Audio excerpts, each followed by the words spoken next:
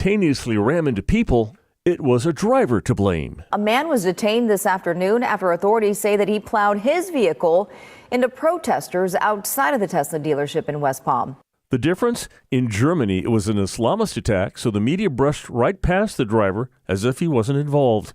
In Florida, an angry conservative drove into Tesla and Elon Musk protesters, so the media was quick to point out the political leanings of that attacker. Nicholas Fondacaro of Media Research Center says the bias is always on display when the mainstream media covers some act of terror, and it's not an accident or oversight. They have to see it. It's obvious to anybody. He says it's one more example of liberal reporters and producers practicing politics rather than journalism. It's basically to push a notion that these attacks are politically motivated while claiming those Islamic attacks or those other attacks against like Christian groups or whatever. They're like, oh, we don't know the motivation and we don't want to presume the motivation. I'm Steve Jordahl. Most U.S. stocks are rising, and Wall Street is drifting in mixed trading. The S&P 500 slipped 0.4%. The Dow Jones Industrial Average added 201 points. The Nasdaq Composite down 1.2%. More news available online at afn.net and download the AFN mobile app for your Apple or Android device. I'm Rusty Pugh. At Wesley Biblical Seminary, we believe God is raising up a movement across our nation and around the world who hold fast to the inerrancy of Scripture and the hope of holiness. We do this through bachelor's, master's, and doctoral degrees, certificate programs, and even training for lay people. So whatever your next step is in being equipped for ministry, we're here for you. And if you believe these are the kind of pastors we need leading churches in the future, we invite you to think about giving to Wesley Biblical Seminary. Learn more about us at wbs.edu.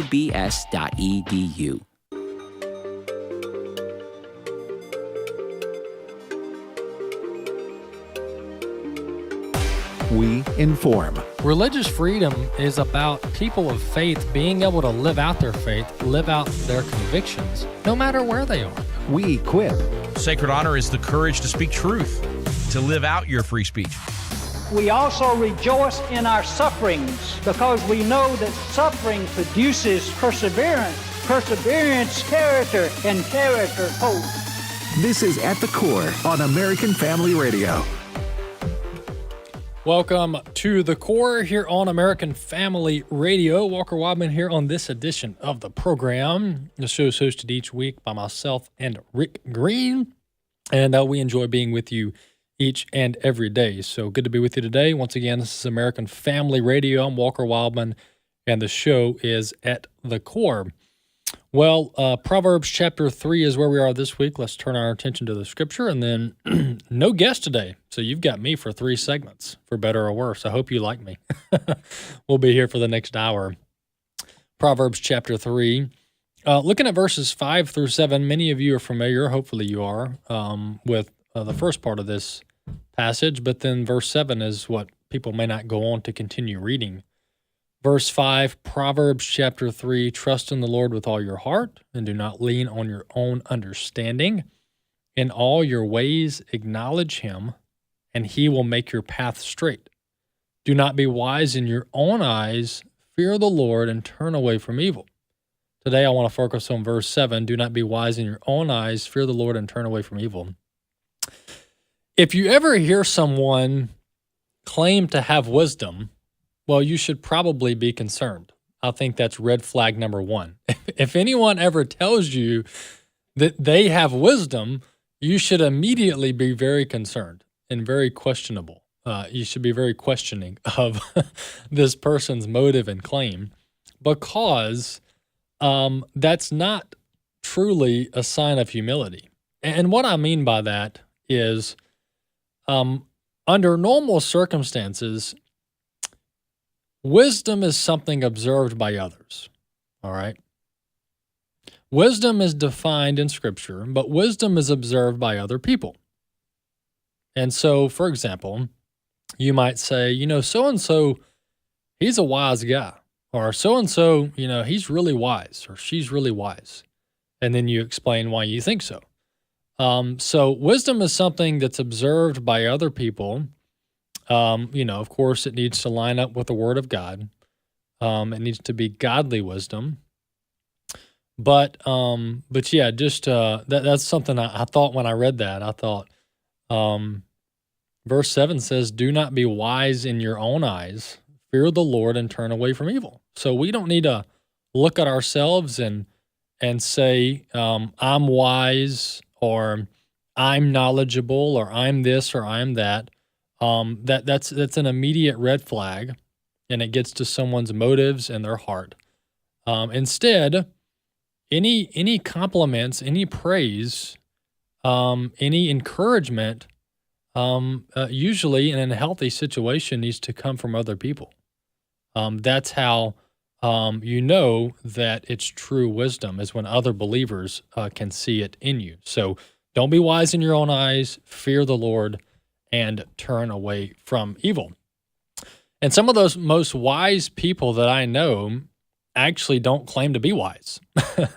And if I were to tell them, I think you're a really wise person, they probably would say, I don't think so, or I wouldn't think so, but thank you for the compliment, something like that. So humility goes a long way, and that's what Proverbs chapter 3 is talking about there. All right, let's jump into some of the news of the day. I held this story for like weeks, and I just never had time to get to it, but it's a pretty fitting story to cover when it fits in, as it fits in with some of the news items I'd like to cover on the program. Population decline is something that I've talked about extensively on the program, and I'm not the only one to have warned about this. Elon Musk actually talks about this pretty often. He calls it an existential threat, and a threat to civilization, which I don't think that's overstated when you look at the long-term trajectory here. But when you look at the way our culture views children and childbearing and family and marriage, there's a lot of negative connotations and negative kind of propaganda when it comes to the biblical mandate to be fruitful and multiply. And one of the statements that I came across recently, and of course this is not from a believer, this is from a pagan, but it still is indicative of how some of our culture in America views children. Listen to this. This is from the comedian Kathy Griffin. All right, so take it with a grain of salt. But I just want to use this statement to pivot to a larger picture, a larger message and point. So Kathy Griffin put out in early February, here's the social media post. Controversial take. It's probably not the most prudent thing for us to continue to have babies at all on this planet. Not talking about anything that should ever be enforced that would prohibit having babies. I just don't see how the planet we have left them is sustainable for them. End quote. That's from comedian Kathy Griffin. But the highlight here is, it's probably not the most prudent thing for us to continue to have babies at all on this planet. All right, so let's break this down, okay? And mind you, I understand this is coming from a very worldly, pagan worldview, okay? So we can't get too worked up about this. I mean, what do you expect, right? But let's logically play this out, okay? And this is what people don't do. They don't logically play out their own ideas. And if you do, you start to think, this is really not looking good. But let's play this out, all right? It's probably not the most prudent thing for us to continue having babies at all on this planet, all right? And then the whole motive here and the whole context is, well, climate change and all the problems in the world, and do we really want to bring babies into this world, et cetera, et cetera. All right, so first off, there have been worse times in humanity, all right? There have been worse times in humanity. To live in America and to live in this country in 2025 with the problems that we have, and say that it's so bad that we don't need to reproduce as a human race, is to totally downplay the difficulties that previous generations and millennia have dealt with. okay? To say that our struggle in 2025 is so great that we should go extinct is to completely downplay all that humanity has dealt with for the last 6,000 years. All right? And we can go through historical example after historical example about some very tragic, brutal, terrible things that humankind has gone through since the dawn of creation, including the flood, in which God himself wiped out the entire human race with the exception of one family because of how disgusted he was with man's sin and man's rejection of his authority. Talk about a time where you wouldn't want to be around. But the logical conclusion of these type statements, although they seem to be rooted in something sympathetic and virtuous, they're actually the exact opposite. Because the end result of this thinking is human extinction. And I know that sounds so far out there, and it would via just simple math, right? How long would it take if we stopped having children? Well, if everybody did, it would actually not take that long, right? A couple generations. But there's no caveats here. That's the thing. It's not like, well, I think some people should stop having children, even though that's completely unbiblical in and of itself. But these are like blanket statements. All right? And this should actually strike fear in the heart of everyone. And the Bible does say not to be fearful. So maybe let's say strike concern in the heart of everyone. That people are actually talking about how it's a good idea for people just to straight up stop having children. We're talking about the end of human civilization. We're talking about human extinction. Now, of course, this would never happen, right? But just the fact that people talk like this is just utterly reckless. And I don't know that they have fully thought this out. But two, let's talk about, since that is a far-fetched, crazy idea, but I did want to put that out there. That's what Kathy Griffin said. It's probably not the most prudent thing for us to continue having babies at all on this planet, is what she said. But let's talk about the implications in the few minutes we have left here. Let's talk about the practical, real-life implications of rapid population decline, of which we're dealing with now in America. All right? I talked on Monday about the financial aspect of this, specifically with Social Security. You have a system that was set up, a program that was set up under the assumption that there would always be, at a minimum, an equal amount of working, probably more working age adults contributing into a program that would help take care of those who are no longer contributing to the program, right? I mean, that's the essence of Social Security. And on paper, it works out, right? On paper, it works out. But one thing that wasn't discussed, or at least wasn't seriously factored in, at least not enough to change the outcome, what happens when our population begins declining? What happens when we don't have the same number of working age adults contributing to the program? Well, you get the concerns that Congress is now talking about. And that is an unsustainable trajectory of the Social Security program. And then you look at the overall economy. Well, our economy, the capitalist economy, it operates under a growth model. This isn't rocket science.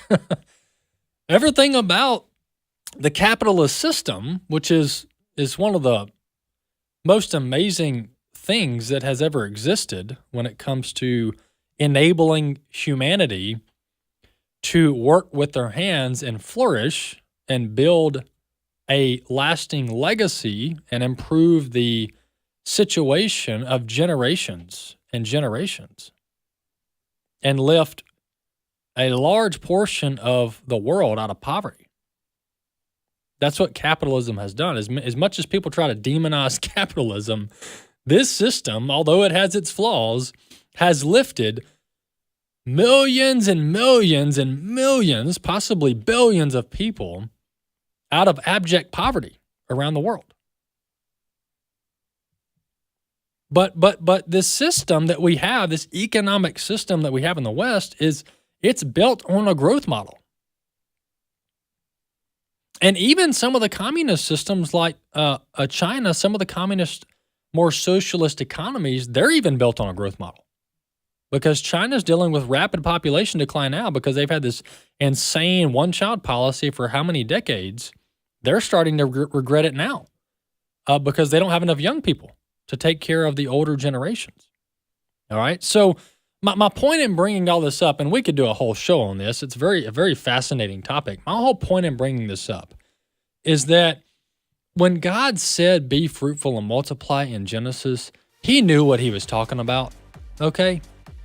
You can bring me all the PhDs, you can bring me all the fancy titles of people who've been in education for decades, and the end analysis, the end assessment is going to be the same.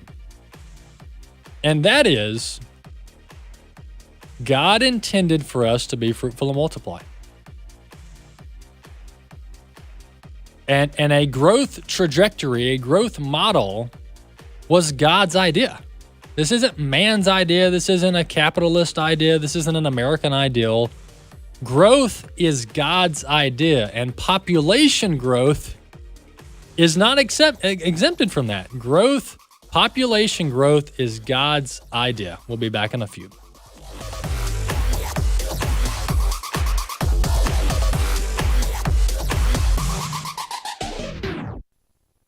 I do not ask you to take them out of the world, but to keep them from the evil one. My name is Abraham Hamilton III, and this is the Hamilton Minute. In Jesus' high priestly prayer recorded in John chapter 17, he makes the observation that the world would hate his disciples. Yet he follows that observation by praying not that his disciples would be removed from the world, but that we would be kept from the evil one. As difficult as times have become, we Christ followers must recognize that our God and King saved us and planted us in the world at this time intentionally. It would be an abdication of our assignment to adopt an escapist disposition. We've been ordained for this moment. Listen each weekday from 5 to 6 p.m. Central for the Hamilton Corner with Abraham Hamilton III, public policy analyst for the American Family Association.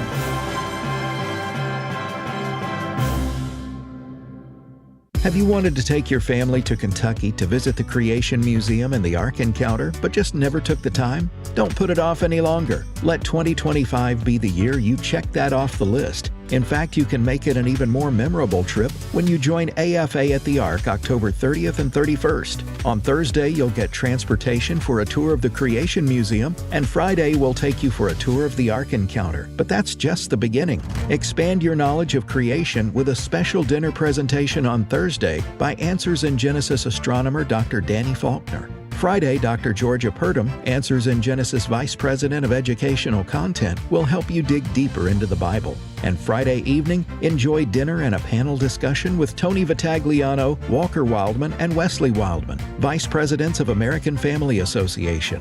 Visit afa.net/events today and click on AFA at the Ark. afa.net/events and click on AFA at the Ark. Hello, this is Tim Wildman, President of American Family Association and American Family Radio. Hey, we've got some very average tours lined up for you in 2025. And so if you're interested in any one of these, we would love for you to join us. Again, the food will be so-so. We're using yellow school buses this time. And we're not making reservations at any of the places we're going, so it'll be hit and miss.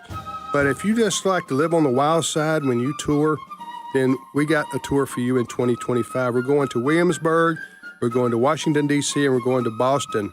Williamsburg and D.C. in June and September, and Boston in October.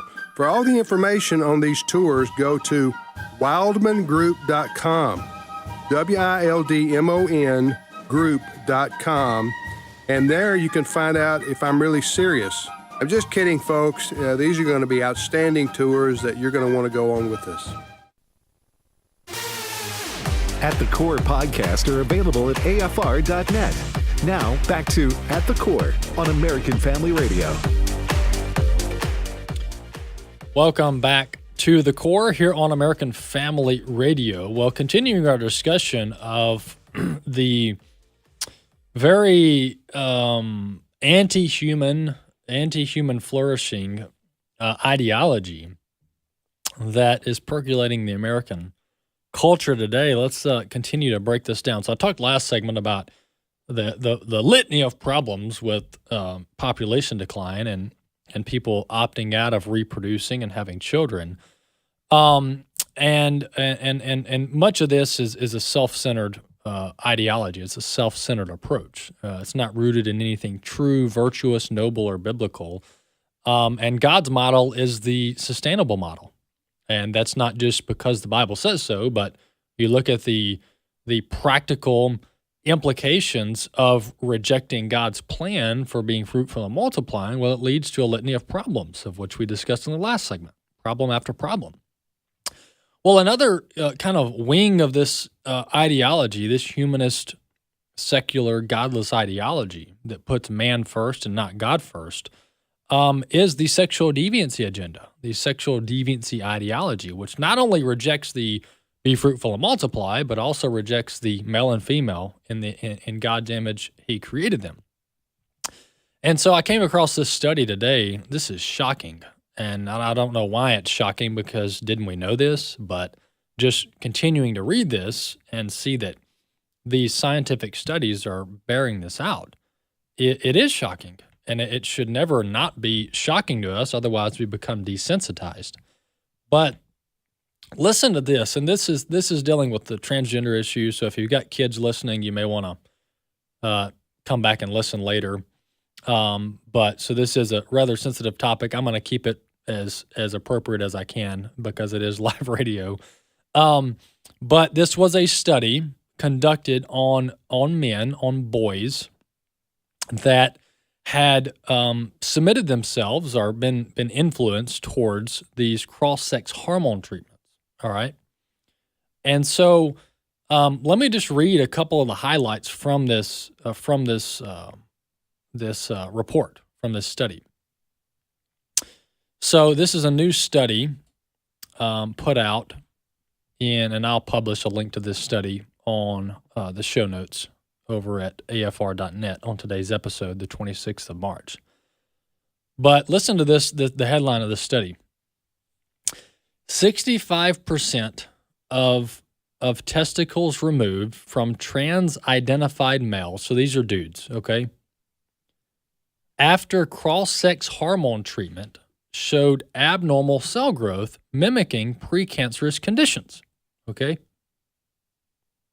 So basically, there are signs, there are indications that the cross-sex hormone treatments could be causing cancerous cell growth in individuals, and in this case, boys, men, depending on their age, that were submitted to these cross-sex hormones. All right, so that's the first highlight from the study that I wanted to point out. The other thing, lastly, the other kind of 2 or 3 other effects of this cross-sex hormone treatment, according to the study, is the following issues were observed as well. Not only precancerous conditions in the testicles that were removed from these boys, from these men, they also experienced atrophy, which is basically a dissolving of the male part, absent or reduced sperm production, which gets into reproduction ability, and arrested sperm development, which is also affecting sperm development and the ability to reproduce. Those are also observed in men or boys that were submitted to or participated in cross-sex hormone treatments. All right. So now, what do you expect? Is kind of the question that someone should be asking. What do you expect? I mean, you're directly defying the laws of nature. You're directly defying how we are created, how we are designed according to Genesis, and according to all of human biology. And so when you're directly countering human natural makeup, what do you expect to happen other than very, very detrimental results? And so there's the initial kind of thought about transgenderism and transgender treatments, and that is that you can't change your gender. You can't change your sex. And my friends, gender and sex are not mutually exclusive. Gender and sex go hand in hand, okay? So to say that we can have sex over here and gender over there, and they don't touch each other and they're not related, that is abjectly untrue, okay? Without sex, you have no gender, okay? So the entire human concept of gender originates from how God created us in Genesis and how the Bible describes the male and female functions and the male and female traits. All right. But there's the, back to my point, there's the initial truth that men can't become women and women can't become men. And it doesn't matter how many hormones you take or how many surgeries you have, you just can't do it. It's literally impossible. Now, you can make yourself look like one or the other, but that doesn't mean you are, because I can dress up like anything I want, but that doesn't mean I am, all right? That's the first truth. But the second truth here is the harmful side of it, all right? The harmful side of it is long-term so detrimental and irreversible. This stuff is irreversible. The surgeries and the cross-sex hormones are largely, if not completely, irreversible. And so we're neutering a generation, is what we're doing. As a society, I'm talking broadly here. But what is most baffling to me, and maybe this just shows how degraded our medical field has come, what is most baffling to me is that you have medical professionals that have submitted themselves to this. You have medical professionals that have submitted themselves to this wickedness. They have bought into the lie that somehow these surgeries are doing anything virtuous, noble, and true. It's not shocking to me that we have a segment of our population that's confused, that's lost, that is having trouble with their identity. These are not new struggles. What is new, at least in this culture, is that we have people in positions of authority and supposed respect that are endorsing the insanity, all right? It's not as if gender dysphoria has never been a thing, although I think it's probably more widespread than it ever has been because of how insane our culture is. But a lot of these struggles aren't new human struggles. But it is rather new that you have people that are in positions of power and authority that are supposed to be looking out for the best interest of you, the patient, and they are telling our young people that these surgeries, that these treatments are a viable alternative to their struggle. And we have shifted largely away from embracing truth and towards embracing the very lies that got these people in the bad situation that they're in to begin with. The counseling path that used to be dealt with gender dysphoria that was broadly accepted was the fact that gender dysphoria is just that. It's a disorder. It's a dysphoria. And the people that are going through it need to be counseled back towards their natural biological makeup. And the vast majority of them, in due time, would end up self-correcting, if you will. Once they got through puberty, once they got through their younger years, they would end up getting through whatever season that was of questioning themselves and their identity, and they would fully embrace how God created them. But then comes this wicked sexual deviancy agenda and all the people that are on board with it.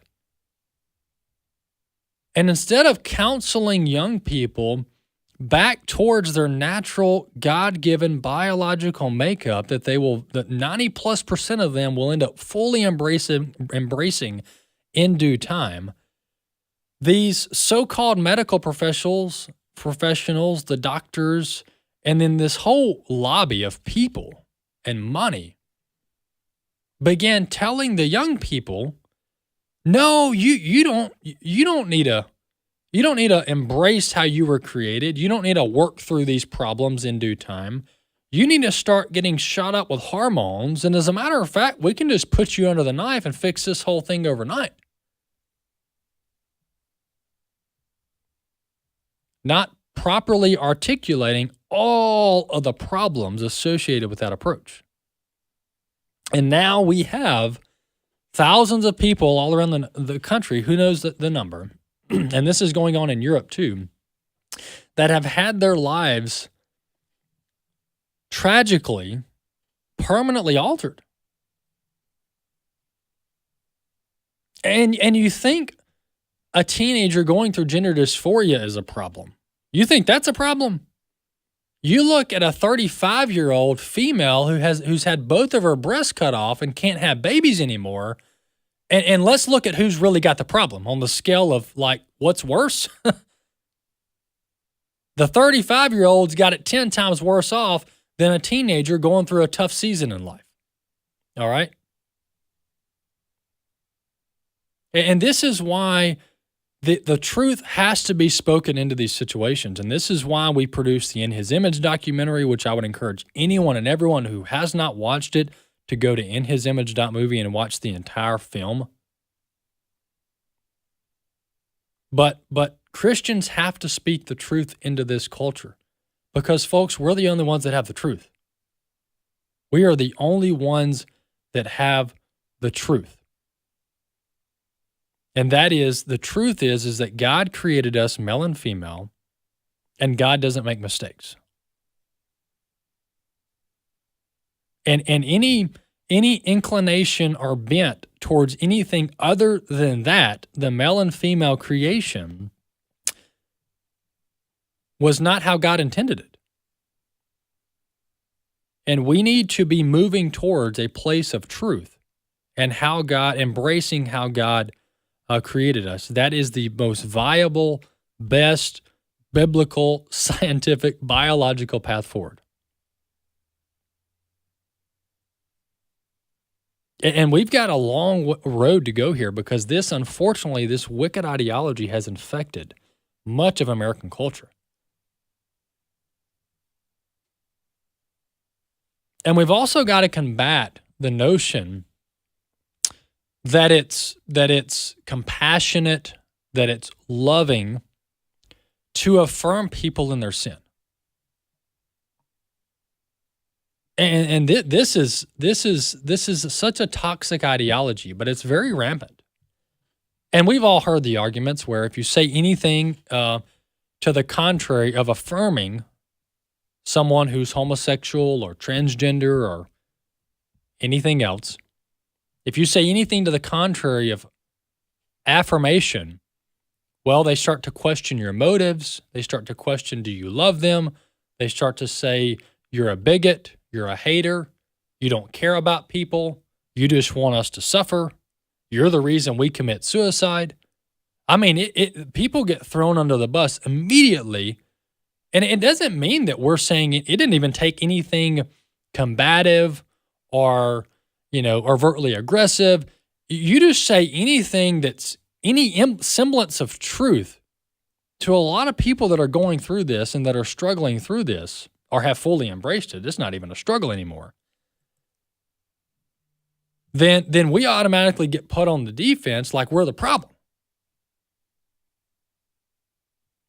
And so we've got to get back to a place in our country and our culture where we can point people towards the truth without feeling like we're walking on eggshells. And I'll tell you what the most uncompassionate thing to do with sin is to affirm it. Affirming sin, and this does not just have to do with sexual sin, folks. This has to do with every sin. This has to do with adultery, fornication, substance abuse, alcohol abuse, pride, lust. The list goes on. Affirming people, especially believers, in their sin is the most uncompassionate thing you can do. Think about it. Think about if someone came up to you at church and said that they were struggling with alcohol abuse, and instead of counseling them away from the sin and towards the truth and towards restoration, you said, you know what, Bobby? You know what, Johnny? You should just drink more. God bless you. You should just drink more because we're inclusive, we're loving, even though that's perverted. And we just want you to feel good about yourself. No, most normal people would say that's not good. That's wrong. That's uncompassionate. And so we should apply the same standard across the board with all sin in the church. The most important news ever is proclaimed on the new AFR Easter button. He is risen. Wear the button to remind those who see it that Jesus is alive and interceding for us from heaven. Order your AFR Easter buttons at $15 per 10-pack at resources.afa.net or by calling 877-927-4917. Remember, Resurrection Sunday is April 20th. Order your AFR Easter buttons today at 877-927-4917. As an AFA insider, you're part of a community that stands strong for biblical values and works tirelessly to influence culture and policy with truth, advancing biblical values and ensuring a stronger, upright America for our families and future generations. AFA Insider, formerly AFA Alert, informs you first about AFA's mission and aiding the church in its task of fulfilling the Great Commission. Sign up to receive AFA Insider emails at afa.net. After taking the morning after pill, this mom immediately felt sick and nauseous as she tried to end her pregnancy.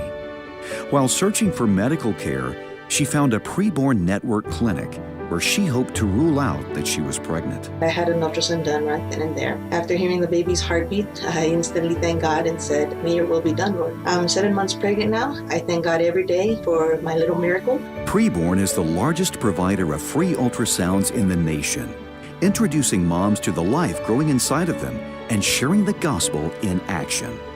When a mother meets her baby on ultrasound and hears their heartbeat, her baby's chance at life doubles.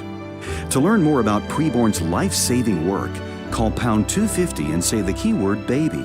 That's pound 250 baby. Or visit preborn.com/AFR. That's preborn.com/AFR. Your love can save a life. Did you know we're living on Earth number 3? The Bible reveals there have been 2 versions of the Earth in the past, and 2 more yet to come. The first Earth was perfect until sin brought God's curse. The second Earth saw long lifespans until the worldwide flood transformed the Earth into our current world. But God isn't finished. At Christ's return, the 4th iteration of Earth will emerge through massive earthquakes and cosmic signs. Then during his millennial reign, the curse will be lifted partially, lifespans will increase, and predators will become peaceful again. Finally, God will create Earth number 5, the new Earth, our perfect eternal home, where the redeemed will dwell with him forever. At that time, the curse will be completely removed, and all creation will reflect God's glory perfectly. What an incredible future awaits. This is Tim Moore wishing you Godspeed. Jesus is returning soon. To find out more, go to christinprophecy.org. This is At the Core on American Family Radio with your host, Walker Wildmon. Welcome back to the last segment of the program. Well, before we jump back into the content for today's episode, for today's show, I want to remind you of a couple things. First is our AFA Activate Summit. Our Activate Summit coming up in June, the 12th through the 14th. We would love for you to join us for the first ever Activate Summit 2025. Our theme is Biblical Bedrock, building on the authority of Scripture. And the current pricing is going to end mid-April. So April 18th is when the pricing that we have now is going to end. So and then registration completely will close soon after that. And so if you want to join us this summer, June 12th through the 14th, here in Tupelo, Mississippi at the Cadence Bank Conference Center, we would love for you to join us. We're going to have speakers such as Abraham Hamilton III, Todd Herman, Dr. Alex McFarland, Ed Vitagliano, Dr. Frank Turek, and others will be there at the Activate Summit coming up in June. So we would love for you to join us. If you want to check out more information on that, you can visit activate.afa.net/summit, activate.afa.net/summit. And then secondly and lastly, before we move on to more content, the Boston Spiritual Heritage Tour that we have in the fall in October is 3/4 full. It's over a 70% full. So if you want to join us for our first ever trip to Boston for a spiritual heritage tour, looking at America's early founding, discovering the Freedom Trail, the John Adams home, the Hancock Clark residence, Plymouth Rock, and much, much more, Lexington Concord, we would love for you to join us in October. So you can go over to wildmangroup.com and check out those dates and information. Wildmangroup.com is that URL. All right. So I want to play at least a couple clips here. The NPR. So the topic of whether or not the federal government should continue to subsidize NPR is a topic of discussion in Washington now. And let me just set this up before we play some clips. The media landscape that we are in today is much different than, let's say, 30 or 50 years ago. Okay, it's with technology and the internet, the media landscape that we are in 2025 is much different than what was the case, let's say, 30, 40, 50 years ago. And the reason I say that is because that gets into the justification for, let's say, funding NPR, all right, or some of these other media operations.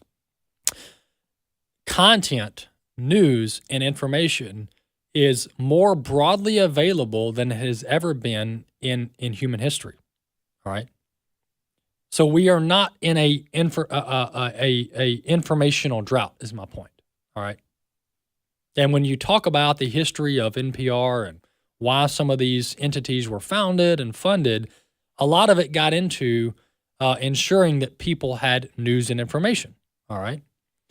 But my point being is that everybody who wants it has a litany of news and information in 2025. I mean, tell me one person, whether you're upper class, middle class, lower class, that doesn't have access to a smartphone. Very few people don't have access, and much of it is just by choice, which I don't blame them, but they don't have access to a smartphone and thus don't have access to news and information, all right, with thousands of apps out there and the World Wide Web. So the case that we need NPR, or we need to subsidize NPR rather, because people just don't have news and information. Well, that's just not true. That argument's not going to hold water. All right. So the question of whether or not the federal government should continue to subsidize NPR is a topic of discussion, has been on Capitol Hill. There's been some recent hearings with the NPR CEO. And let's just listen to some of the tweets that the NPR CEO put out in 2020 and tell me if this doesn't make you mad. Clip 2. Failed to do that. Let me ask you, why did you call President Trump a fascist and a deranged racist sociopath in 2020? Congressman, I appreciate the opportunity to address this. I regret those tweets. I would not tweet them again today. They represented a time where I was reflecting on something that I believe that the president had said rather than who he is. I don't presume that anyone is a racist. You don't believe anyone is a racist? I don't start by presuming anyone is a racist. Well, that goes against your woke ideology that you've been submitting yourself to. And I don't care what comes out of her hearing. The federal government doesn't need to be subsidizing NPR. All right. She could have the most glaring testimony, but it's just that. It's a testimony. It's a snippet in time. But the case for funding NPR is as weak as it gets. And I don't think the government needs to be subsidizing any media operation, especially domestic media operation.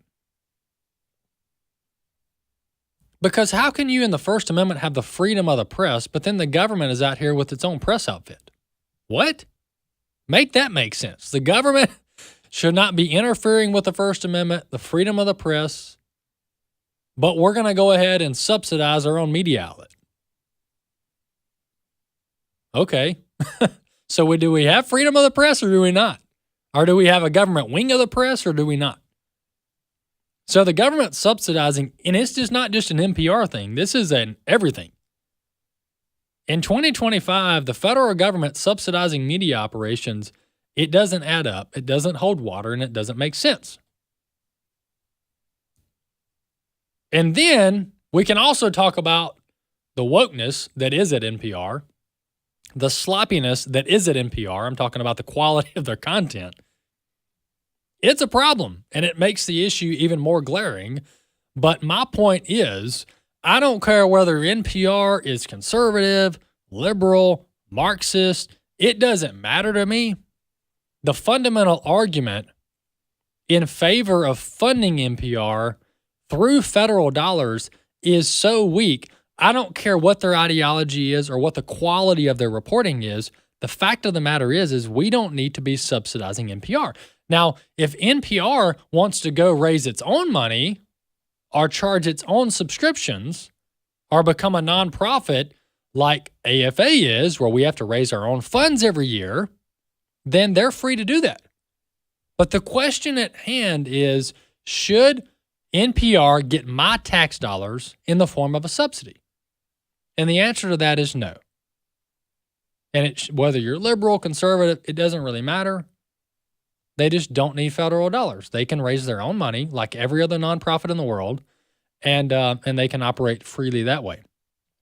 The other thing, if you want to know what kind of crazy headlines have been coming out of NPR, one of the congressmen actually went through kind of a running list of just a handful of some of the crazy headlines that NPR has put out.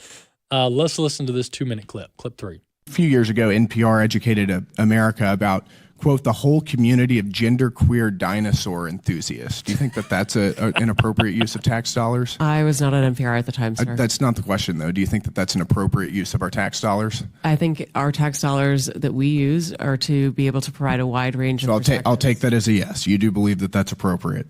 Your health advisor at NPR also stated in an interview that, quote, fear of fatness is more harmful than actual fat. Would you like to explain how fear of fatness is more harmful than actual fat? That's an editorial at NPR. I am not familiar with the editorial, and I don't believe that was published during my time here. It's called Diet Culture is Everywhere. Here's how to fight it. Do you think that that's an appropriate use of taxpayer dollars? I think any reporting on health is an appropriate use of taxpayer dollars, yes. And you think that editorializing that fat is not unhealthy is appropriate? I don't know what that article is, sir, and I'm not familiar with it, so I couldn't say. Fake news. Do you think that basic accommodations like doorways or seat belts represent, quote, latent fat phobia? I don't have an opinion. It's also from NPR. Do you think civility is racist? No, sir. No. Well, your outlet ran an article entitled, quote, When Civility is Used as a Cudgel Against People of Color. That was on All Things Considered. Would you like to explain? I'm not on the editorial side, sir. I'm not familiar with that story. You talk about how NPR is news. This is editorialization, and I'll read it. For many people of color in the United States, civility isn't so much social lubricant as it is a vehicle for containing them, preventing social mobility, and preserving the status quo. This is garbage. I'll spend all of my time doing everything I can to ensure you guys never get another dollar of taxpayer funding. This is complete garbage. Thank you, Madam Chair. So this is a topic now on Capitol Hill as funding is discussed and where we spend our money, and it's actually NPR gets several million from the federal government. So that's the latest on that, and that was the NPR CEO. So I think point in, to wrap up this topic, I think that it's not the 1970s anymore. It's not 2000 anymore. We have mass media available at everyone's fingertips, and we have freedom of the press. And so the justification for funding NPR through my tax dollars, it's just not there. It just doesn't hold water. And I think a lot of people would agree with that. Let's move on to one other topic. Speaking of our tax dollars and where the money is being spent, President Trump announced this week that he would be freezing about $120 million thereabouts in federal grants to Planned Parenthood, the largest abortion provider in the country, and other organizations, while it investigates whether the money was used to fund diversity, equity, and inclusion efforts. So this is a very, very good news item. A spokesperson for the Department of Health and Human Services confirmed for reporters Tuesday that the department was reviewing grant recipients to ensure that they were in compliance with President Trump's Day 1 executive order, scrubbing DEI from the federal government, including existing grants. The thing I want to point out here on this topic of Planned Parenthood is something President Trump stated while in a meeting with ambassadors yesterday, I believe. But remember, Planned Parenthood's been involved in many scandals. Of course, the fact that they perform the most abortions more than any other provider in the country is in and of itself scandalous. But also, remember the scandal of them selling body parts and selling body organs? The undercover tapes there. President Trump actually hinted at that his administration will look into this scandal of body part harvesting from Planned Parenthood. Let's listen. If Planned Parenthood is defunded, would you look into the harvesting of baby organs that they've done throughout the years and maybe go after some criminal prosecution on that? Well, I think you're talking about a subject that is a heated subject, and we'll look into it. We're going to look into everything, but that's certainly a subject that's been debated for a long time, and we will look into it, yeah. All right, so President Trump said we'll look into it. Now, what that means, we'll just have to see. But I think this is worthy of looking into. I think it's worthy of federal investigation. I think it's worthy of more than just looking into, because this was swept under the rug when it happened. And now, granted, it did get a lot of headlines. It did get a lot of press coverage. But as far as criminal investigations into the harvesting of baby organs by Planned Parenthood and how they were going about that, that needs to be investigated. at a federal level, because this is a massive entity, Planned Parenthood. There's a litany of undercover tapes from Planned Parenthood employees and or contractors or representatives that at least have some evidence that of illegality. And there's major questions about how they operate. Not to mention the pure fact that the American taxpayer is subsidizing the largest abortion provider is shocking to me. It's shocking to me. Because when you look at the voters' view of this, America is very divided. And I'm not going to try to claim that, the vast majority of Americans are staunchly pro-life. I just don't, unfortunately, that's not the case. But at a minimum, you can agree, looking at the data, at the stats, that abortion is a very disputed, very divided issue in our country. And so with that being the case, the last thing we need to be doing is subsidizing Planned Parenthood, paying Planned Parenthood's light bill while they're doing abortions in the other room, or subsidizing every single step of the procedure up to the abortion. Oh, but we're not paying for the abortion. We don't need to be subsidizing Planned Parenthood. That's a fact.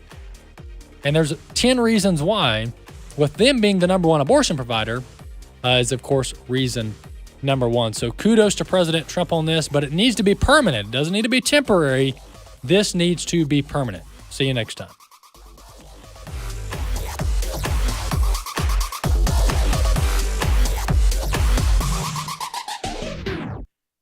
The views and opinions expressed in this broadcast may not necessarily reflect those of the American Family Association or American Family Radio.